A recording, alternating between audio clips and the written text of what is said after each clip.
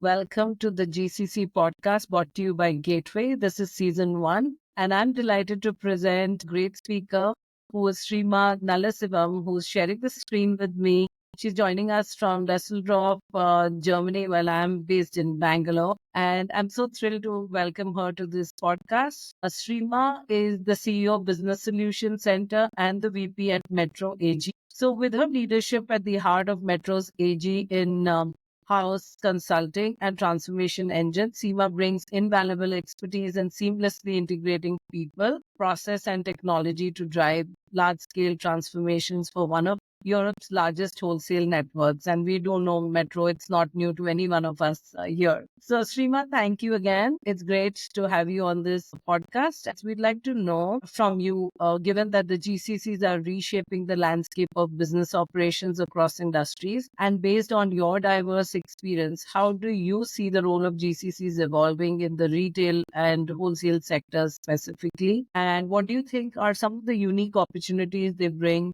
to companies like yours, like to Metro AG? We'd like to know that in specific as well. Over to you, Sreema. Thank you. Hi, Suchita. Thank you so much for the opportunity and also for the lovely introduction you gave.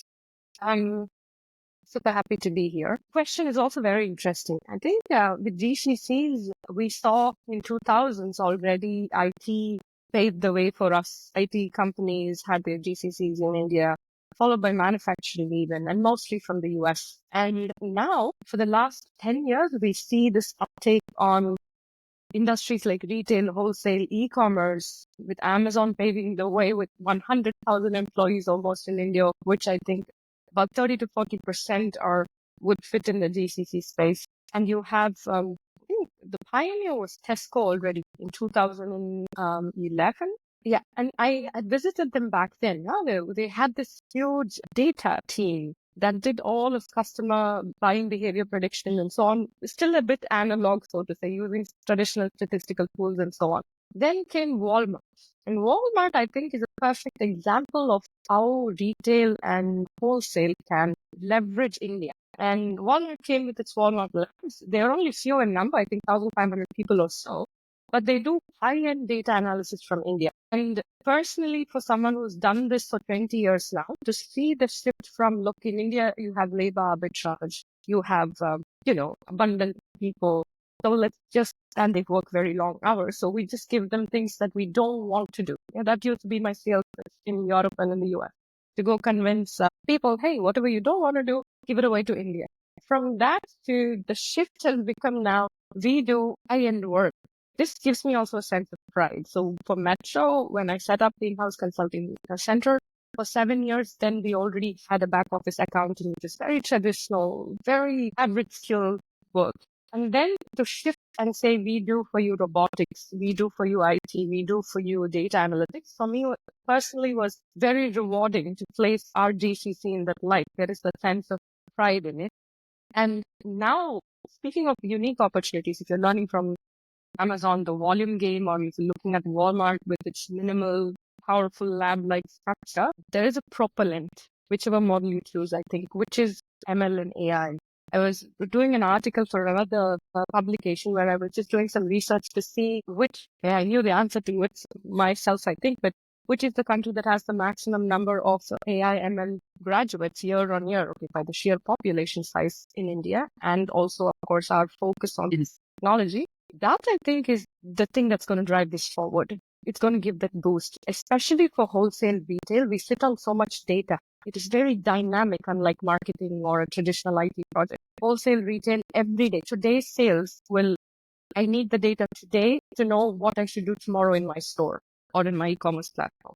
So I think that is possible with big data. And we are sitting on gold mine of beautiful young minds that are being shaped every day in ML. I think that will be the differentiator going forward. Yeah, great. I think there's no denying on that. The young talent that's available in India today, very savvy on a lot of digital skills, and the new age digital skills is driving a lot of GCC investments in India. So great. Thank you so much for that.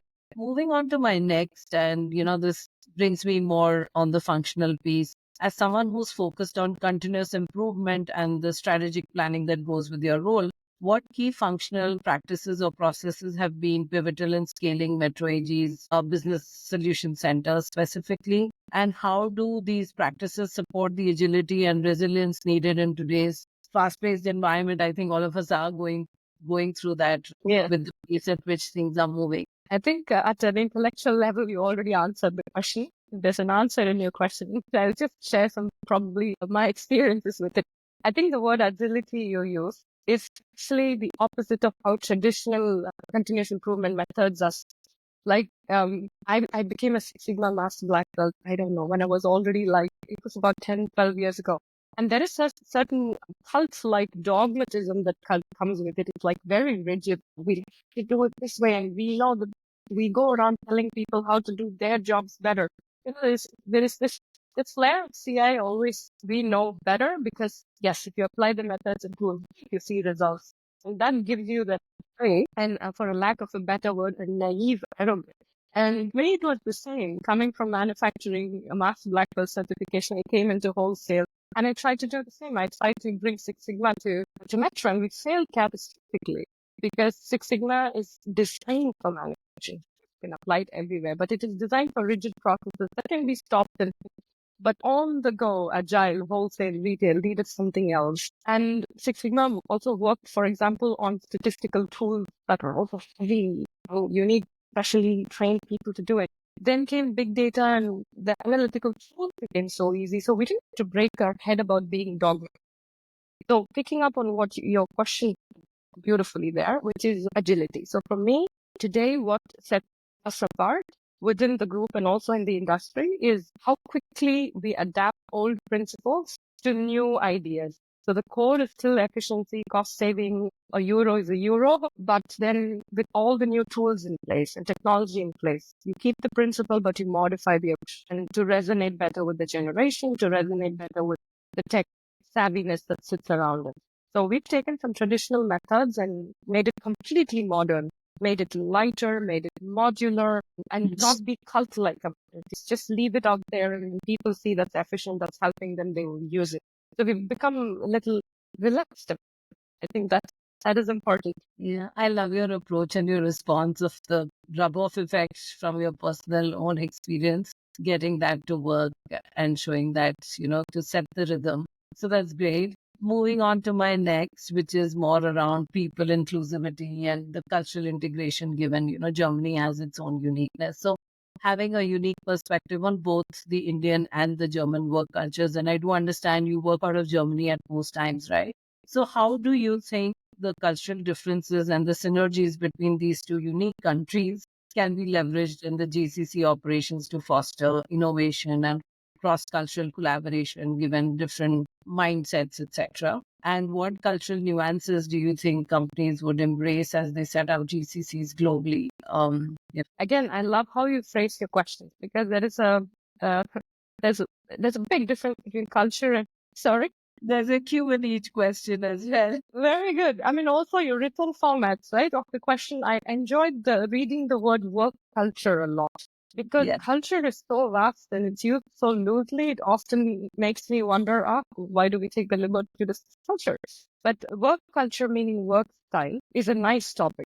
And Metro is present in over 35 countries. So when we started GCC, our transition started with Germany and France, but then country after country, we had to move work to India.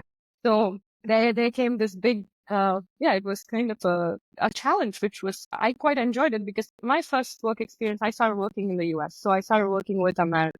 And I studied there as well. But coming from India, there was definitely a difference in how I approached things or how I dealt with something. And that becomes a habit, which then is called a culture eventually when a group of people apply.